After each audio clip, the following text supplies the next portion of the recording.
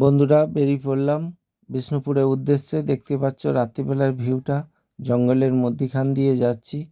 ঘন গভীর জঙ্গল, তেমন ঠান্ডা বন্ধুরা, বেশি কথা বলতে পারছি না।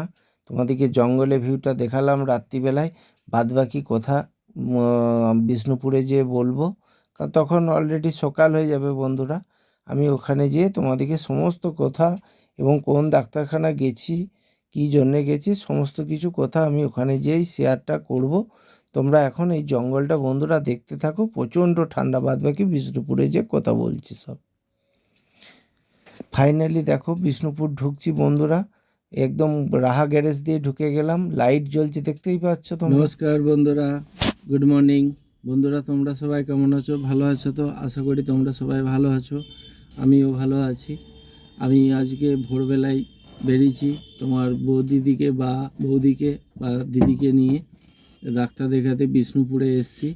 তো আস্তে আস্তে একটু ব্লক করেছিলাম, অন্ধকার ছিল, প্রচণ্ড ঠান্ডা, কুয়াশা। রাত 3টেই উঠেছি বন্ধুরা, 3টের সময় উঠে বাড়ি থেকে বেরিয়েছি। এখানে ঢুকেছি তোমার মোটামুটি 4:30 এরকম হবে, 4:35 ঢুকে গেছি। তো ডাক্তারবাবু এখনও আসেনি। তো যাই হোক, ফিস কাটা হয়ে গেছে। তো সেই জন্য ভাবলাম কি করব, বসে আছি, একটা ব্লগই শ্যুট করি। অন্য দিনের মতন আজকেও একটা ব্লগ নিয়ে চলে এসেছি তোমাদের কাছে, একটু ব্লগটা অন্য ধরনের। তো যাই হোক, এখানে ডাক্তার দেখিয়ে তোমাদেরকে দেখাবো কোথায় কী আছে। আসবার সময় রাত্রিবেলার ভিউটাও তোমাদেরকে দেখাবো বন্ধুরা, তোমরা দেখতে থাকবে। আর ডাক্তারবাবু এলে তারপর দেখাচ্ছি, বা রিসেপশানে কতটা ভিড় আছে সে ভিড়টাও আমি তোমাদেরকে দেখাবো। চলো বন্ধুরা। ফাইনালি দেখো বন্ধুরা, রিসেপশনের সামনেটা দেখাবো বললাম, দেখাচ্ছি। প্রচণ্ড ভিড় দেখতে পেয়েছো। ওই কটা লোক ভেবো না, ভিতরে নাই না করে 15-20 জন বসে আছে, এরা ফাঁকে দাঁড়িয়ে আছে। তো আমি দেখাচ্ছি, দেখো এই যে তার আগে দেয়ালে দেখো কোন ডাক্তারবাবু কখন বসে, আমি জুম করে দেখালাম, তোমরা দেখতে পাচ্ছ। তোমরা এসে এখানে ভিজিট করতে পারো এই ডাক্তারবাবুর সঙ্গে, বা এই ল্যাবের ডাক্তারবাবু। নামটাও দেখিয়ে দিচ্ছি কোন ল্যাবে বা কোন ইয়েতে এসছি, অপূর্ব ঘোষ।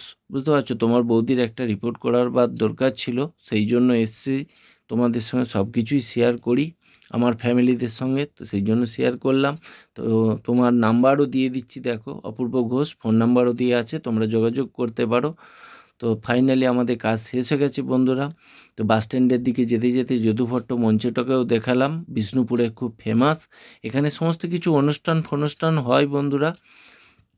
দেখতে পাচ্ছ খুব সুন্দর বানিয়েছে, দারুণ। আমার তো খুব ভালো লাগে এই যদুভট্ট মঞ্চটাকে, মানে খুব দেখতে খুব সুন্দর লাগে আর কি। সেটাও শেয়ার করলাম তোমাদের সঙ্গে।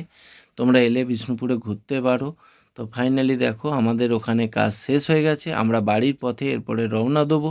চলো বাড়ির পথে যেতে যেতে দেখাচ্ছি। ফাইনালি দেখো বন্ধুরা, আমরা বাড়ির পথে বেরিয়ে পড়েছি।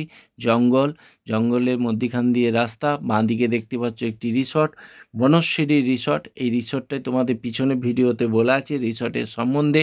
তোমরা কাইন্ডলি একটু অনুগ্রহ করে পিছনে ভিডিওটা একটু শুনে নেবে বা দেখে নেবে। বাঁ দিকে সমস্ত তোমরা এই জঙ্গলে থাকতে পারো বন্ধুরা। এই জঙ্গলের রিসর্টে থাকলে হাতি, হরিণ আনন্দ উপভোগ করতে পারবে। একদম জঙ্গলের মধ্যিখানে রিসর্টটা তো খুবই ভালো লাগে। তোমরা বিভিন্ন গেস্টরা এসে থাকে কলকাতা থেকে, তোমরাও থাকতে পারো। দেখতে পাচ্ছ সূর্য মামা ঝাঁ চকচকে উঠে গেছে, রাস্তাটা সম্পূর্ণ ফাঁকা এবং শান্ত পরিবেশ।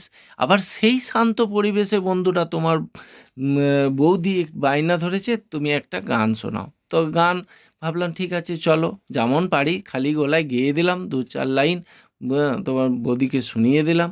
যেতে যেতে ভাবলাম এই জঙ্গলে শান্ত পরিবেশে সেলফি না তুললেই হয়, দাঁড়িয়ে দুটো সেলফিও তুলে নিলাম। দুটো সেলফি দিয়েছি, তোমরা দেখে নিও। ভালো লাগলে শেয়ার কমেন্ট করো, কমেন্টে জানাও কেমন লেগেছে। এরকম ভিডিও পেতে লাইক কমেন্ট শেয়ার করো, সাবস্ক্রাইবার করো, পাশে থেকো বন্ধুরা। তোমরা আছো জানি, তবুও এইভাবেই সাথ দাও। আগামী দিনে যেমন তোমাদেরকে ভিডিও উপহার হিসেবে আরও দিতে পারি।